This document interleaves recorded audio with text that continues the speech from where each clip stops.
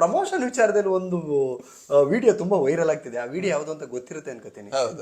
ರಿಷಬ್ ಶೆಟ್ರು ಆ ಸಿನಿಮಾದ ಟ್ರೈಲರ್ ನೋಡಿ ತುಂಬಾ ಮೆಚ್ಚುಗೆ ಮಾತನ್ನ ವ್ಯಕ್ತಪಡಿಸಿ ಉಪ್ಪಿ ಸರ್ ಹೆಸರು ಹೇಳ್ತಾರೆ, ಶಿವಣ್ಣ ಅವ್ರ ಹೆಸರು ಹೇಳ್ತಾರೆ, ಶೆಟ್ರ್ ಹೆಸರು ಮರ್ತ್ರ. ಯಾರು ಹೇಳಿದ್ರು ನಿಮಗೆ? ಅವನು ಹೇಳ್ತಾನೆ ಅಂತ ಒಂದಷ್ಟು ಪ್ರಶ್ನೆಗಳು ನೆಟ್ಟಿಗರು ಅಂದ್ರೆ ಸೋಷಿಯಲ್ ಮೀಡಿಯಾ ಇರ್ಬೋದು ಅವ್ರು ಇವ್ರಿಗೆ ಯಾಕೆ ನನಗೆ ಅನ್ಸಿದೆ ಸರ್, ಅವ್ರ ಮೇಲೆ ಹಾಕೋದಕ್ಕಿಂತ ನಾನೇ ನೇರವಾಗಿ ಹೇಳ್ತೀನಿ, ಶೆಟ್ರು ಮರ್ತ್ರ ನಮ್ಮ ರಾಜ್ಬಿ ಶೆಟ್ರನ್ನ ಅಂತ ರಿಷಬ್ ಶೆಟ್ರು. ಈಗ ನಾನು ಈ ಸಿನಿಮಾ ಬಗ್ಗೆ ಮಾತಾಡ್ಬೇಕಾದ್ರೆ ಕೂಡ ನಾನು ಫಸ್ಟ್ ಹೆಸರು ಹೇಳುವಂಥದ್ದು ಶಿವಣ್ಣ ಅವ್ರದ್ದು, ಆಮೇಲೆ ಉಪೇಂದ್ರ ಅವ್ರದ್ದು, ಆಮೇಲೆ ಅರ್ಜುನ್ ಜನ್ಯ ಅವ್ರದ್ದೇ ಹೇಳೋದು. ನಾನು ಇದ್ರಲ್ಲಿ ಒಂದು ರೋಲ್ ಪ್ಲೇ ಮಾಡಿದ್ದೀನಿ. ಕೆಲವು ಸಲ ಯಾವುದೋ ಒಂದು ಫ್ಲೋ ಅಲ್ಲಿ ಮಾತಾಡ್ಬೇಕಾದ್ರೆ ನೆನಪಿಲ್ದೇ ಇರೋದು ಅಥವಾ ಅಂದ್ರೆ ಅವರು ಅರ್ಜುನ್ ಜನ್ಯ ಅವ್ರಿಗೆ ಕಮ್ಯುನಿಕೇಟ್ ಮಾಡಿದ ಲೆಕ್ಕದಲ್ಲಿ 5 ನಿಮಿಷ ಅದಕ್ಕಿಂತ ಮುಂಚೆ ರೆಕಾರ್ಡ್ ಮಾಡಿದ್ರು, ಬಟ್ ಮೈಕ್ ಏನೋ ಆಫ್ ಇತ್ತು. ಅದಾದ್ಮೇಲೆ ಮತ್ತೆ ರೆಕಾರ್ಡ್ ಮಾಡಿದಾರಂತೆ. ಸೊ ಮೇ ಬಿ ಆ ಫ್ಲೋ ಅಲ್ಲಿ ಮಿಸ್ ಆಗಿರ್ಬೋದು. ಬಟ್ ಅದನ್ನ ನಾವು ಅಷ್ಟು ಪರ್ಸನಲ್ ಆಗಿ ಅಥವಾ ಅಷ್ಟು ಹರ್ಟ್ ಆಗುವಂತ ಅವಶ್ಯಕತೆ ಇಲ್ಲ. ಈ ತರದ ಏನೋ ಒಂದು ಬೈ ಮಿಸ್ಟೇಕ್ ಆಗಿದ್ರೆ ತೊಂದರೆ ಇಲ್ಲ. ಮತ್ತೆ ಅದ್ ಮಾತ್ರ ಅಲ್ಲ, ಅವ್ರು ಹೆಸರು ಹೇಳಿಲ್ಲ ಅಂದ್ರೆ ಅವ್ರು ಇಂಟೆನ್ಷನಲಿ ಅದನ್ನ ಮಾಡ್ಬೇಕು ಅಂತ ಮಾಡ್ತಾರೆ ಅಂತ ನಾನು ಅನ್ಕೊಳ್ಳಲ್ಲ. ಟ್ಯಾಂಕ್ ಚಿನ್ನ, ಈ ಪ್ರೀತಿ ಪ್ರೋತ್ಸಾಹ ಬೆಂಬಲ ಹಿಂಗೆ ಇರ್ಲಿ ಚಿನ್ನ.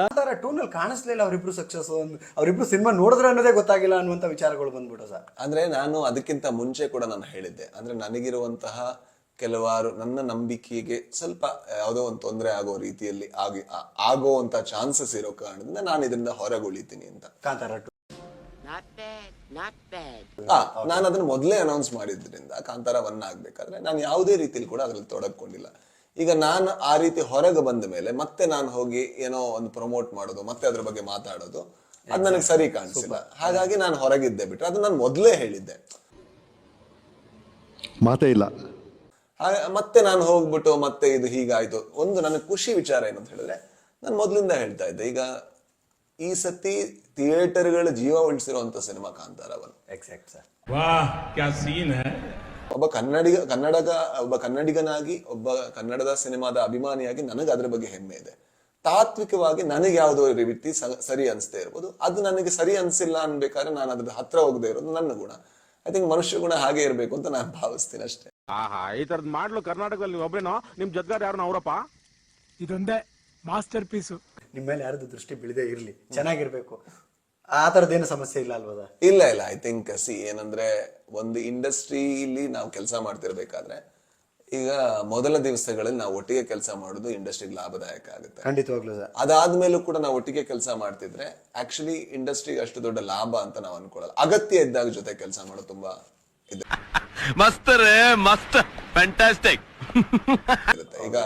ಈಗ ಕಾಂತಾರ 1 ಅಲ್ಲಿ ನಾನು ಇನ್ವಾಲ್ವ್ ಇಲ್ಲ, ಬಟ್ ಯಾವುದೋ ಒಂದು ಸಿನಿಮಾದಲ್ಲಿ ರಿಷಬ್ ಶೆಟ್ಟಿ ಅವ್ರು ಇನ್ನೊಂದೇನೋ ಸಿನಿಮಾ ಮಾಡ್ತಿದ್ದಾರೆ, ಅದ್ರಲ್ಲಿ ಏನೋ ಹೆಲ್ಪ್ ಬೇಕು ಅಂದ್ರೆ ನನ್ನಿಂದ ಆಗುತ್ತೆ ಅಂದ್ರೆ ಖಂಡಿತ ನಾನು ಹೋಗ್ತೀನಿ, ಅದ್ರಲ್ಲಿ ಏನಿಲ್ಲ.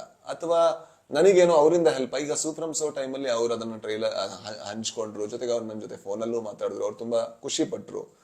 ಅಂಡ್ ರಕ್ಷಿತ್ ಅವರನ್ನ ನಾನು ರೀಸೆಂಟ್ ಆಗಿ ಮೀಟ್ ಕೂಡ ಆಗಿದ್ದೆ.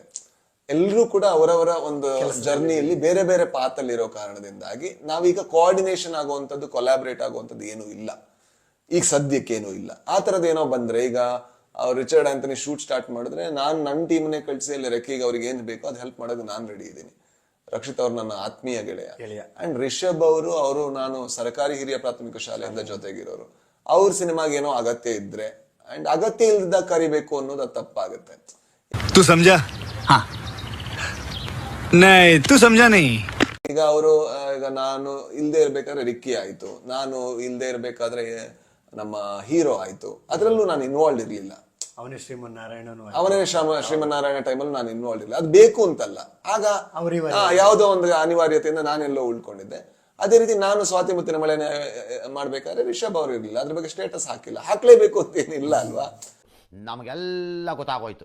ಪ್ರತಿಯೊಬ್ರು ಅವ್ರವ್ರ ಜೀವನದಲ್ಲಿ ಬಿಸಿ ಇರ್ತಾರೆ. ಅಗತ್ಯ ಇದ್ದಾಗ ಕೆಲಸ ಮಾಡಿದ್ರೆ ಆಯ್ತು, ಅಗತ್ಯ ಇಲ್ದಿದ್ದಾಗ ನಾವು ನಮ್ಮಷ್ಟೇ ಕೆಲಸ ಮಾಡಿದ್ರೆ ಆಯ್ತು ಅಷ್ಟೇ. ಕೊನೆಯದಾಗಿ ಸರ್, ಆ ರಿಷಬ್ ಶೆಟ್ರಿಗೆ ಸಿಕ್ಕಿರುವಂತ ಸಕ್ಸಸ್ ಸ್ನೇಹಿತರನ್ನ ದೂರ ತಳ್ಬಿಟ್ರ ಅನ್ನುವಂತ ವಿಚಾರವಾಗಿ ಒಂದಷ್ಟು ಜನ ಮಾತಾಡ್ತಿದ್ದಾರೆ. ಅಂತವ್ರಿಗೆ ಏನ್ ಹೇಳಿ? ಇಲ್ಲ, ಐ ಥಿಂಕ್ ಅವರು ದೂರ ತಳ್ಳುವಂತ ಮನುಷ್ಯ ಅಂತ ನನಗೆ ಅನ್ಸಲ್ಲ. ಆಕಸ್ಮಿಕವಾಗಿ ಅನಿವಾರ್ಯತೆಯಿಂದ ಯಾವುದೋ ಒಂದು ಕಾರಣಕ್ಕೆ ಕೆಲಸ ಮಾಡ್ತಾ, ಈಗ ನನ್ನ ಮನೆಗೆ ಹೋಗದೇನೆ ನಾನು 3 ತಿಂಗಳಾಗಿತ್ತು. ಅದ್ರ ಅರ್ಥ ನನ್ನ ತಾಯಿಯಿಂದ ನಾನು ದೂರ ಮಾಡಿದೀನಿ ಅಂತ ಯಾವ ಬೋಳಿ ಮಗ ಹೇಳಿದ್ರಿ? ಏನ್ರಿ ಅದು ಮಾತಾಡೋದು? ಅಲ್ಲ, ಅಂದ್ರೆ ನಾ ಬೇರೆ ಕೆಲ್ಸಗಳಿಗೆ ನಾವು ಹೋಗ್ಬೇಕಾದಾಗ ಇಲ್ಲಿ ಫ್ಯಾಮಿಲಿ ಟೈಮ್ ಕೊಡೋಕೆ ಸ್ವಲ್ಪ ಕಷ್ಟ ಆಗುತ್ತೆ ಅಂತ ಇರ್ಬೋದು. ಅಂಡ್ ಒಂದು ವೇಳೆ ಆ ಒಂದು ಕೆಲಸದ ಒತ್ತಡದಿಂದ ಬೇರೆ ದೂರ ಆಗಿ ಅವರು ಬಹಳ ಒಳ್ಳೆ ಸಿನಿಮಾಗಳನ್ನ, ಕಾಂತಾರ ಒಂಥರ ಸಿನಿಮಾಗಳನ್ನ ಅಥವಾ ಇನ್ನೂ ಜಾಸ್ತಿ ಇಂಡಸ್ಟ್ರಿಯಲ್ಲಿ ದುಡ್ಡು ಜನರೇಟ್ ಆಗುವಂತ ಸಿನಿಮಾಗಳು ಮಾಡಿದ್ರೆ ಅಬ್ಸಲ್ಯೂಟ್ಲಿ ವೆಲ್ಕಮ್ ಅಂಡ್ ಗುಡ್. ಯಾಕಂದ್ರೆ ಅದಾಗ್ಲೇಬೇಕು. ನಮ್ಮ ಚಿತ್ರರಂಗದಲ್ಲಿ ಮಾರ್ಕ್ ಇರ್ಬೋದು ಅಥವಾ ಡೆವಿಲ್ ಇರ್ಬೋದು ಅಥವಾ 45 ಇರ್ಬೋದು, ಎಲ್ಲಾ ಸಿನಿಮಾಗಳು ದುಡ್ಡು ಮಾಡ್ಬೇಕು ಸರ್. ಎಲ್ಲಾ ಸಿನಿಮಾಗಳು ದುಡ್ಡು ಮಾಡಿದ್ರೇನೆ ನಮಗೆ ನಮ್ಮ ಇಂಡಸ್ಟ್ರಿ ಲಾಭ. ಸರ್ ಕೊನೆ ಮುಗಿಸ್ಬಿಡ್ತೀನಿ. ರಾಜ್ ಬಿ ಶೆಟ್ರು ಕಾಂತಾರ ನೋಡಿದ್ರ, ರಿಷಬ್ ಶೆಟ್ರು 45 ನೋಡ್ತಾರ? 45 ನೋಡ್ತಾರೆ ಗೊತ್ತಿಲ್ಲ, ಅಂದ್ರೆ ಕಾಂತಾರ ನಾನು ನೋಡಿದೆ. ಆದ್ರೆ ನಾನು ಹೇಳಿದೆ, ನಾನು ಯಾವ ಕಾರಣಕ್ಕೆ ಅದ್ರ ಬಗ್ಗೆ ಏನು ಮಾತಾಡಕ್ಕಾಗಿಲ್ಲ ಅಂತ ನಾನು ಹೇಳಿದೆ. ಮಾತಾಡಕ್ ಆಗೋದು ಇಲ್ಲ ನನಗೆ ಮುಂದೆ ಕೂಡ. ಬಟ್ 45 ಅವ್ರು ನೋಡ್ತಾರ, ಅದು ಅಫ್ಕೋರ್ಸ್ ಅವ್ರಿಗೆ ಫ್ರೀ ಆಗಿ ಅಂಡ್ ಈ ಸಿನಿಮಾ ನೋಡ್ಲೇಬೇಕು ಅನ್ನುವಂತ ಹಂಬಲವನ್ನ ಅವರಲ್ಲಿ ಕ್ರಿಯೇಟ್ ಮಾಡಿದ್ರೆ ಆ ಕೆಲಸ ನಮ್ಮದು. ಇದೆ, ಇಲ್ಲೊಂದು ಸಮಸ್ಯೆ ಖಂಡಿತ ಇದೆ. ಆ ಲೆವೆಲ್ಗೆ ಒಳ್ಳೆ ಹೌದೌದು ಅಲ್ವಾ. ಈಗ ನಾನು ಯಾವ್ದೋ ಸ್ವಾತಿ ಮುತ್ತಿನ ಮಳೆನೇ ಮಾಡಿರ್ತೀನಿ, ರಿಷಬ್ ನೋಡ್ಲೇಬೇಕು ಅಂದ್ರೆ ಆಗತ್ತಾ? ಇಲ್ಲ. ಅವ್ರಿಗೆ ಆ ತರದ ಸಿನಿಮಾಗಳು, ಸ್ಲೋ ಸಿನಿಮಾಗಳು ವರ್ಕ್ ಆಗದೆ ಇರ್ಬೋದು. ಅವ್ರು ನೋಡಿಲ್ಲ ಅಂದ್ರೆ ನಾನು ಯಾರ ಹತ್ರನೂ ಸಿನಿಮಾ ನೋಡಿದಿರ ಅಂತ ಕೇಳಲ್ಲ, ಅದು ಕೇಳಲೂಬಾರ್ದು. ಯಾಕಂದ್ರೆ ನಾನು ಕೂಡ ಎಲ್ಲ ಸಿನಿಮಾ ನೋಡಲ್ಲ.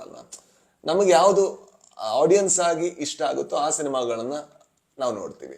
ಸೊ ನನಗೆ ಈಗ 45 ಎಲ್ಲರಿಗೂ ಕೂಡ ಆ ರೀತಿ ಇಷ್ಟ ಆಗ್ಬೇಕು, ರಿಷಬ್ಗೂ ಇಷ್ಟ ಆದ್ರೆ ಅವ್ರು ನೋಡ್ಲೂಬಹುದು ಅಂತ ನಾನು ಭಾವಿಸ್ತೇನೆ. All the best sir. ನಿಮ್ 45 ಸೂಪರ್ ಹಿಟ್. ಅದ್ರ ಜೊತೆಗೆ ಈಗ ರಕ್ಷಿತ್ ಅವರು ಸೂಪ್ರಮ್ಸ್ ನೋಡಕ್ ಆಗಿಲ್ಲ ಅವ್ರಿಗೆ. ಅದ್ರ ಅರ್ಥ ನಾವು ಫ್ರೆಂಡ್ಸ್ ಅಲ್ಲ ಅಂತಲ್ಲ. ಅದಾದ್ಮೇಲೆ ನಾವು ಮೀಟ್ ಆಗಿದೀವಿ, ಅದಾದ್ಮೇಲೆ ನಾವು ಅದ್ರ ಅರ್ಥ ನೀವು ನೋಡಿಲ್ವಾ ಏನದು ಹಂಗೆ ಯಾಕೆ ಹಿಂಗ್ ಮಾಡ್ತಾ, ಹಂಗಲ್ಲ ಪಾಪ.